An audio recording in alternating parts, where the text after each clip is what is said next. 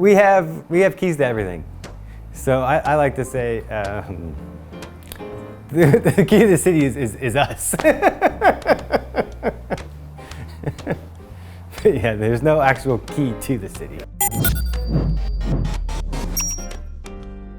I started working for a small locksmiths company that was also a hardware store on Divisadero Street.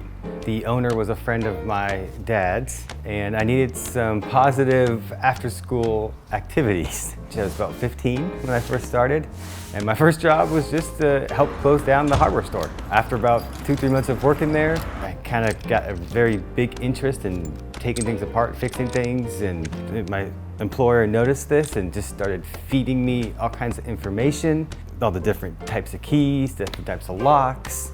And by 17, as soon as I got my driver's license, I was driving a locksmith truck, doing jobs in million-dollar homes and businesses, and showing up this 18-year-old kid with a tool belt on saying, "I'm here to rekey your locks." I had a knack for being mechanically inclined and really enjoyed the technicality of it. And one of my favorite things to do is open safes, as well as picking locks. It's fun and intriguing and challenging.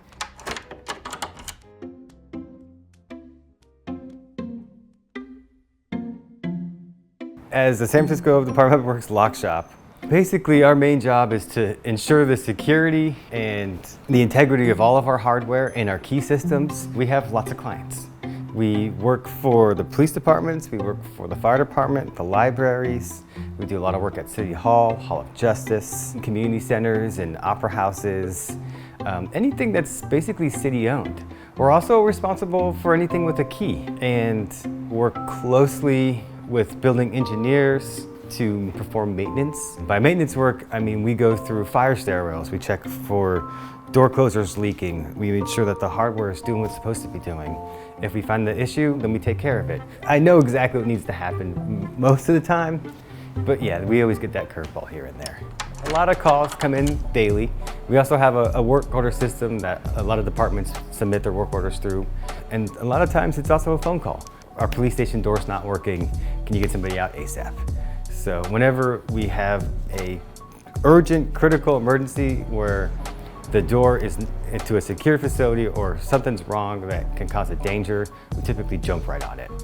I've had people stuck in bathrooms, you know, you're in there and the handle falls off and you gotta tell them how to undo it, you know, but nothing too crazy. Some days we're on a project where we've got to put in 15 pieces of hardware. Other days it's shop cleanup, or it's just all hands on deck and an emergency. And it could be 4 to 5 emergencies. You know, every day's a little bit different. There's probably 50,000 different key blanks that I know of, just in general. We only handle about maybe 1,000 of those constantly. But the hardest keys that we come across are the ones that we haven't seen in a while, or we have to identify, and that takes some time. And that's mainly some of the vehicle keys that come in, because we get some off-brand vehicles that we just have never seen before. Another one that's really tough can be the jail keys sometimes, because they have to be perfect, and a lot of times we have to go up and start hand filing them to make sure that they fit properly. City Hall is filled with unit locks. So the unit lock was put into production right after World War II, was when they got really popular. The unit lock utilizes a square cutout in the door. Square cutouts can be cut very easily with tools, so that's why this lock became very popular, especially after World War II, when there wasn't a lot of tradesmen anymore to adapt and install things. It's a very old, very complicated, and not a lot of people understand how they work. The one lock that we still work on today that has a huge history behind it. And in City Hall, they're all historic. So right now, I'm currently in the process of trying to design a new lock to take over the unit lock and give City Hall the enhancement security-wise that is important to everybody in that building. This job is constantly changing, constantly evolving.